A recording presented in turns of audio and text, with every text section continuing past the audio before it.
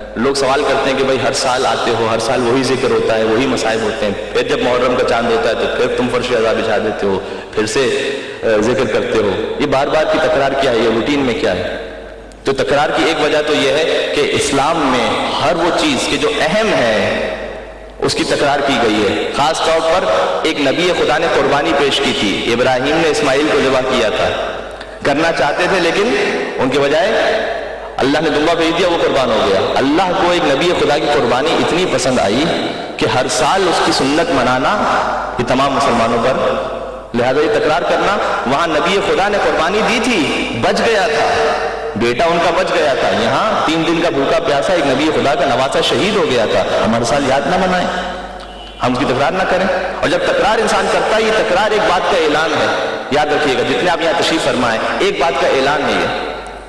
سقراط کا نام آپ نے سنا ہوگا، سقراط یہ استاد ہے ارسطو کا، اور ارسطو استاد ہے افلاطون کا۔ تو سقراط وہ یونانی فلسفی تھا اور بڑا مشہور فلسفی تھا، اور جتنا جو بڑا عالم ہوتا ہے اگر وہ درباری نہ ہو، حکومت والا نہ ہو، تو حکومت کو چڑ ہوتی ہے اس سے۔ تو اس دور کی جو حکومت تھی یونان کی، اس کو چڑ تھی اس سے، سقراط سے۔ تو سقراط کو بلایا، اور سقراط کو بلا کر بادشاہ نے کہا کہ دیکھو وہ ایک تفصیلی فلسفی موضوع ہے، مجھے اس پہ نہیں جانا، ایک مسئلہ تھا، کہ دیکھو تم ہماری بات کرو ورنہ تمہیں قتل کر دیں گے۔ سقراط نے کہا کہ نہیں، میں اپنے علم سے پہنچاؤں کہ تمہاری بات غلط ہے، میں بادشاہ وقت کی بات نہیں مان سکتا، کہ تمہیں قتل کر دیں گے، مجھے قتل ہونا منظور ہے لیکن میں ناحق کلام کی زبان سے جاری نہیں کروں گا۔ قتل کر دیا گیا اسے۔ اگر قتل کرنے والے وہ بھی یونان کے تھے بادشاہ، اور سقراط یہ بھی یونان، گریک وہاں سے تھے، یہ دونوں وہیں سے تھے۔ تقریباً آج سے کچھ 50-60 سال پہلے کی بات ہے، یونان میں ایک کیس اوپن کیا گیا، اور کیس میں باقاعدہ ایک جج بٹھایا گیا، اور اس میں دونوں طرف سے وکیل آئے، جیسے کیس لڑا جاتا ہے۔ بادشاہ اس دور کا جو بادشاہ تھا، یہ کب کی بات ہے؟ یہ ہزاروں سال پرانی بات ہے، سقراط کا واقعہ۔ تو انہوں نے کہا بھائی ہم ایک کیس ڈیولپ کریں گے۔ جو بادشاہ کی طرف سے وکیل تھا اس نے بادشاہ کے حق میں دلائل دیے، اور جو سقراط کی طرف سے وکیل تھا اس نے سقراط کے حق میں دلائل دیے۔ اس کے بعد فیصلہ ہو گیا کہ جناب بادشاہ کا کام غلط تھا اور سقراط حق پر تھا، ہم یہ فیصلہ کرتے ہیں۔ اب ہم یونانیوں سے کہیں گے کہ بھائی ہم نے فلسفیوں کے بارے میں سنا تھا کہ بڑے عقل مند ہوتے ہیں، تو واقعی عقل سے پیدل ہیں کہ جو ہزاروں سال پرانا ایک واقعہ ہو چکا ہے، اس پر اب کیس ڈیولپ کر رہے ہیں، اور دونوں طرف سے وکلا آ کر فیصلہ کر رہے ہیں، اور جیوری نے فیصلہ دیا کہ جناب علی سقراط حق پر تھا اور جو بادشاہ تھا وہ ناحق تھا۔ تو ایسا کیوں کیا آپ نے؟ تو انہوں نے جواب دیا کہ بھائی دیکھو بات یہ ہے کہ سقراط کو قتل کرنے والے بھی یونانی تھے، اور سقراط بھی یونانی تھا، اور ہم بھی یونانی ہیں، ہم بھی یونان سے تعلق رکھتے ہیں۔ تو ہم یہاں فیصلہ کر کے یہ بتلانا چاہتے ہیں کہ ہم قتل کرنے والے یونانی نہیں ہیں، ہم سقراط والے یونانی ہیں۔ اور ہم یہاں پر یہ کہنا چاہتے ہیں کہ ہم سقراط کا ساتھ دینے والے یونانی ہیں، وہ دوسرے والے یونانی نہیں ہیں۔ سید الشہداء کو جو قتل کیا، وہ جو قتل کرنے والے تھے وہ بھی اپنے آپ کو مسلمان کہنے والے تھے نا، وہ کہہ رہے تھے کہ بھائی جلدی حسین کو قتل کرو، یہ جملہ ہے تاریخ میں، اللہ اکبر، جلدی حسین کو قتل کرو، نماز کا وقت ہو رہا ہے، ایسے نماز پڑھنے والے تھے۔ تو کیسا تمسخر ہوا اسلام کی تقدیر کے ساتھ، کٹا شبیر کا سر نعرہ تکبیر کے ساتھ۔ تو وہ بھی مسلمان اپنے آپ کو کہنے والے تھے، اور سید الشہداء وہ تو ہیں ہی اسلام کے بانی، تو یہاں تک بھی مسلمان اور وہاں سے مسلمان۔ غور فرمائیے گا، ہم جو ہر سال آتے ہیں مجلسوں میں یہ کیوں آتے ہیں؟ یہاں سے بھی مسلمان تھے، وہاں سے بھی مسلمان تھے، اور ہم بھی اپنے آپ کو مسلمان کہنے والے ہیں۔ ہم ہر سال حسین کا غم منا کر اس بات کا اعلان کرتے ہیں کہ ہم قاتلوں والے مسلمان نہیں ہیں، ہم حسینیوں والے مسلمان ہیں۔ یہ اعلان ہے اس بات کا، یہ سید الشہداء کی یکجہتی کا اظہار ہے کہ امام حسین السلام کے، اور جو قاتل حسین ہے۔ بعض لوگ یہ اعتراض کرتے ہیں کہ یہ تو شیعہ تھے جنہوں نے بلایا تھا خط لکھ کر کوفہ میں، اور شیعوں ہی نے امام حسین السلام کو قتل کیا ہے۔ میں اس بحث پہ نہیں پڑھنا چاہتا وہ شیعہ تھے یا کوئی اور تھے، ان کا نام شیعہ تھا، اور شیعہ تاریخ میں فقط ایک قوم کو نہیں بہت سی اقوام کو کہا جاتا ہے، اور یہ اصل میں کون سے لوگ تھے جنہوں نے امام حسین السلام کو بلایا تھا؟ میں صرف اتنا کہتا ہوں جو ہم پر اعتراض کرنے والے ہیں تو پھر اتنی جرأت رکھیں کہ اگر وہ شیعہ تھے تو کوئی بھی ہو، وہ کوئی بھی ہو کہ جس نے امام حسین السلام کے قتل میں اپنا کردار ادا کیا ہے، ہم تو ان پر لعنت بھیجتے ہیں، آپ اتنی جرأت کریں کہ ان پر لعنت بھیج سکیں۔ جو لعنت بھیجنے والا ہے اس پہ الزام لگا رہے ہو کہ یہ تم میں سے تھے، ہم تو لعنت بھیج رہے ہیں، تمہیں ہمدردی ہو رہی ہے۔ ذرا ذرا سی بات پر کفر کے فتوے دینے والے آج تک یزید کے بارے میں کفر کا فتویٰ نہیں دے سکے کہ بھائی وہ کافر تھا. یہ عجیب تماشا ہے. اچھا جو رسول کی مدد کرے ابو طالب نعوذ باللہ وہ کافر, اور جو غم حسین میں روئے یہ بھی بدعت, وہ بھی کافر. جو رسول سے جنگ کرے حاکم شام کا باپ وہ مسلمان ہے. جو نواسے رسول کو قتل کرے یزید کہ یہ بھی مسلمان کا غلطی ہو گئی. رسول سے جنگ کرنے والا مسلمان, رسول کے نواسے کو قتل کرنے والا مسلمان, رسول کی حمایت کرنے والا ابو طالب کافر, رسول کے نواسے کے غم میں رونے والا کافر. یہ کون سا کفر اسلام کا معیار ہے؟ آپ یزید کے بارے میں تمدن بلان پوچھتے ہیں.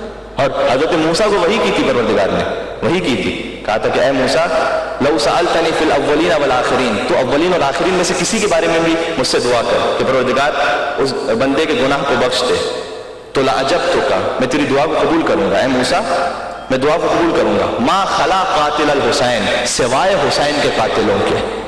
حضرت موسیٰ کو کہا تھا حسین کے قاتل کے بارے میں اگر تو نے کہا کہ پروردگار اسے بخش دے, ما خلا قاتل الحسین, اسے نہیں بخشوں گا. فإنی انتقم, میں خود حسین کے قاتلوں سے انتقام لوں گا. زیارت وارثہ کا جملہ ہے السلام علیکم ثار اللہ و اپنا ثار, سلام ہو اس پر کہ جس کے خون کا بدلہ اللہ کو لینا ہے اور جس کے باپ کے خون کا بدلہ اللہ کو لینا ہے. تو میں انتقام لوں گا.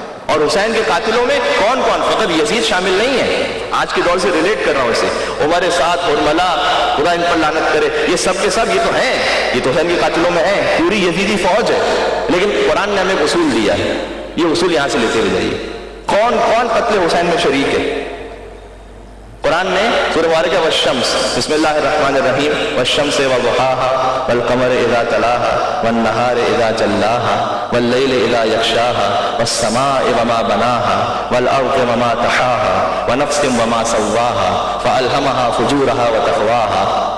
آگے کیا فرمایا؟ کذبت ثمود بطغواها اذ انبعث اشقاها فقال لهم رسول الله ناقة الله وسقياها فكذبوه فعقروها. یہ آیت سورہ شمس کی آیت, یہ بڑی قیمتی آیت ہے امام حسین السلام کے قتل کے عنوان سے کہ کون کون قاتلان حسین کے دائرے میں شریک ہے. اور فرمائیے گا والشمس وضحاها, قرآن کا کوئی سورہ ایسا نہیں جو 10 قسمیں کھانے کے بعد شروع ہوتا ہو. 10 قسمیں کھائی ہیں. والشمس وضحاها, سورج کی قسم اور اس کی روشنی کی قسم. والقمر اذا تلاها, چاند کی قسم جب سورج کے پیچھے آ جائے. والسماء وما بناها, آسمان کی قسم اور اس کے بنانے والے کی قسم. والارض وما طحاها, زمین کی قسم اور اس کے بچھانے والے کی قسم. ونفس وما سواها, نفس کی قسم اور اس کے سنوارنے والے کی قسم. قد افلح من زکاها, یقیناً کامیاب ہو گیا جس نے اپنے نفس کو پاک بنا لیا. وقد خاب من دساها, یقیناً وہ نامراد ہو گیا جس نے اپنے نفس کو برباد کر دیا.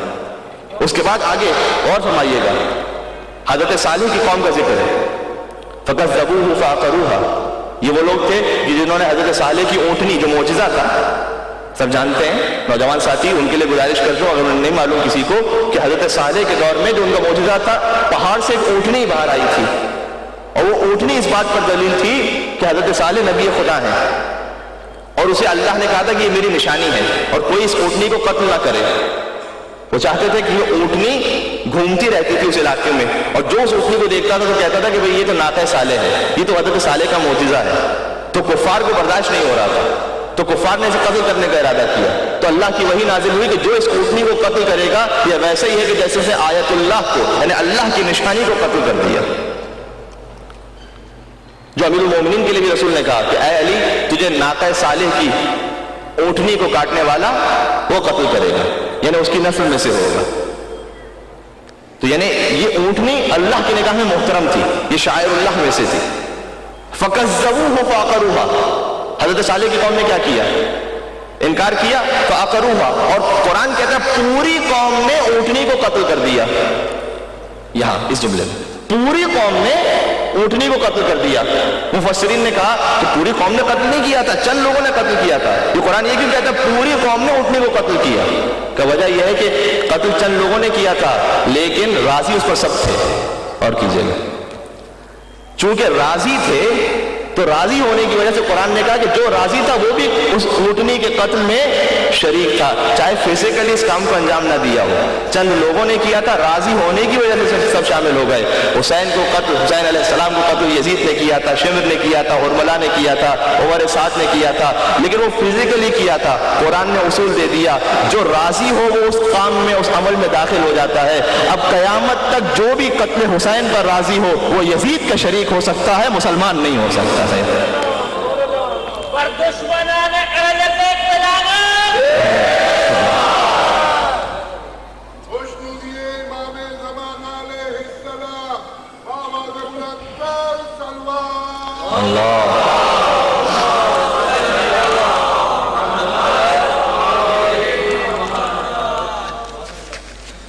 لہذا آج جو کوئی قتل حسین پر راضی ہے، چاہے وہ کوئی نائک ہو یا نالائق ہو،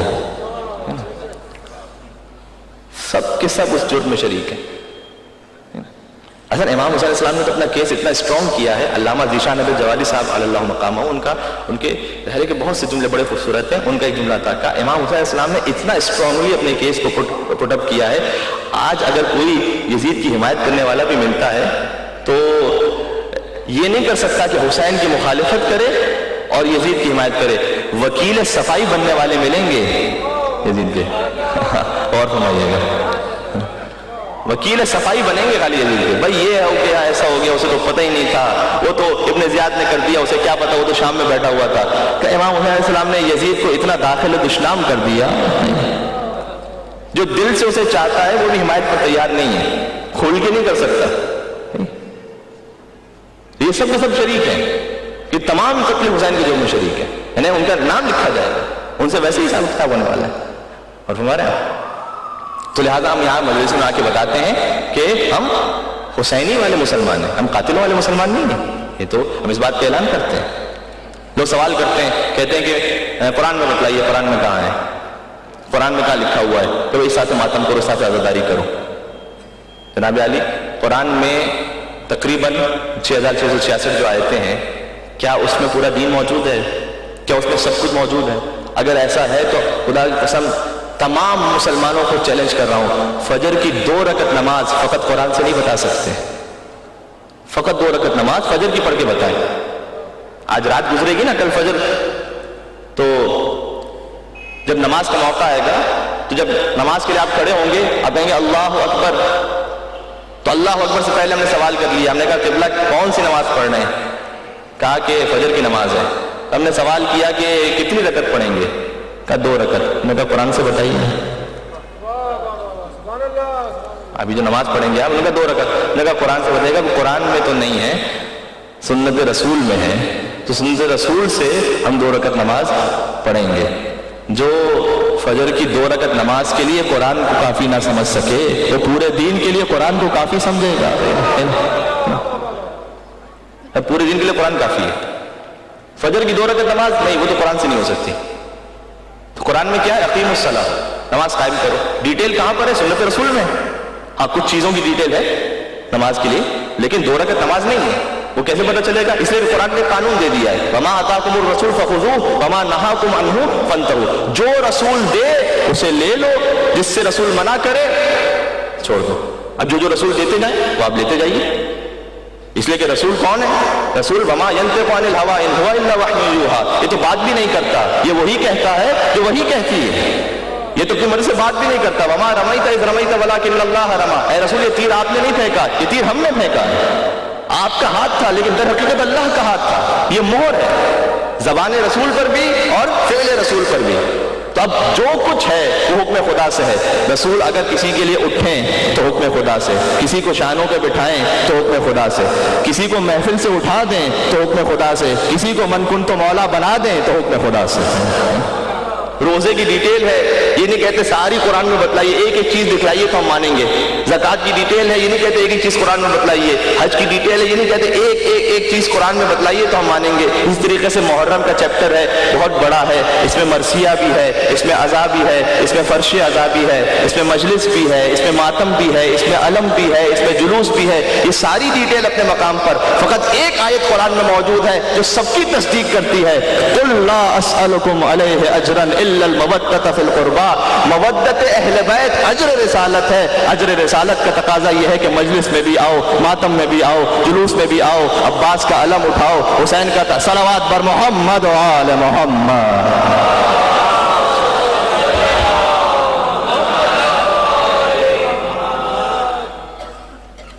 یہ اجر رسالت کا تقاضا ہے. کراچی اتنا بڑا شہر ہے, اس میں روزانہ کئی شادیاں بھی ہوتی ہیں, خوشی کی تقریب, اور کئی میتیں بھی ہوتی ہیں, لیکن ہم نہ ہر شادی کی تقریب میں اندر چلے جاتے ہیں.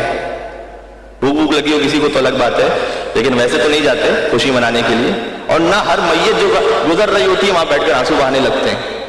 کتنی میتیں سامنے سے گزرتی ہیں, ہر میت پہ تو آنسو نہیں بہاتے, لیکن اپنے خاندان کی, اپنے گھر کی ہو تو انسان کو جس سے محبت ہوتی ہے اس کی خوشی میں خوش ہوتا ہے, اس کے غم میں غمگین ہو جاتا ہے. ہمیں علی اور اولاد علی سے محبت ہے. جہاں وہ خوش ہوتے ہیں ہم خوش ہو جاتے ہیں, جہاں وہ غمگین ہوتے ہیں ہم بھی غمگین ہو جاتے ہیں. یہ اجر رسالت ہے, یہ ادا ہو رہا ہے اجر رسالت اس وقت. اور ان آنسوؤں کی وجہ سے اصل بھائی ایک شخص بیٹھ کے رو رہا ہے, ہم امام حسین السلام پہ بیٹھ کے رو رہے ہیں, آپ کو کیا تکلیف ہو رہی؟ ہم تو بیٹھ کے رو رہے ہیں, کسی کو کیا تکلیف ہو رہی؟ نہیں, ہمارا رونا یہ بتلا رہا ہے, یہ ہمارا رونا بتلا رہا ہے. اور آپ کا اعتراض, یہ جو آپ بار بار اعتراض کرتے ہیں نا رونے پر, یہ بتلا رہا ہے کہ رونے میں اتنی طاقت ہے کہ آپ برداشت نہیں کر پا رہے ہیں, ورنہ آپ اعتراض نہ کرتے. آپ کا اعتراض ہمیں سمجھا رہا ہے, خود بخود ہمیں اور محکم کر رہا ہے اندر سے. جنت البقیع میں پابندی لگی ہوتی ہے, چھوٹتے کھڑے ہوتے ہیں اندر. وہاں پر ایک صاحب آئے, زیارت پر جانے لگے, تو شہزادی ام المؤمنین کی قبر پہ جا رہے تھے, وہاں ایک شرطا موجود ہے, روک دیا اس نے. اور وہاں تو جو شرطا ہوتا ہے پولیس والا, وہ کھڑے ہو کے کہتا ہے روک یہاں سے جاؤ, کچھ نہیں ہے یہاں پر, کچھ نہیں ہے یہاں سے جاؤ. اس نے بڑا ایک اچھا لطیف جملہ کہا, ہمارے ایک زائر نے کہا کہ تیرا کھڑا ہونا یہاں بتلا رہا ہے کہ کچھ نہ کچھ ہے یہاں پر. کچھ نہیں ہوتا تو کھڑا کیوں ہے یہاں پر؟ اتنا بڑا قبرستان ہے, یہیں کھڑے ہونے کی ضرورت کیا ہے؟ تو دنیا بھر میں ہر ایک رو رہا ہے, آپ کبھی اعتراض نہیں کرتے. آپ جب ہم پر اعتراض کرتے ہیں تو آپ کا اعتراض کرنا بتلا رہا ہے کہ اللہ نے حسین کی عزاداری میں طاقت رکھی ہے. پر آپ کا اعتراض کرنا ہمیں سمجھا رہا ہے کہ ہم روتے ہیں تو تکلیف ہوتی ہے کسی کو, ہم تو بیٹھ کے رو رہے ہیں فقط, لیکن پریشانی ہوتی ہے کسی کو. تو اس گریے کو ہمیشہ سلامت رکھیں کہ آپ بیٹھ کر فقط یہاں گریا کرتے ہیں لیکن تکلیف کہیں اور ہوتی ہے. برحمتك يا أرحم الراحمين وصلى الله على محمد وآله الطاهرين.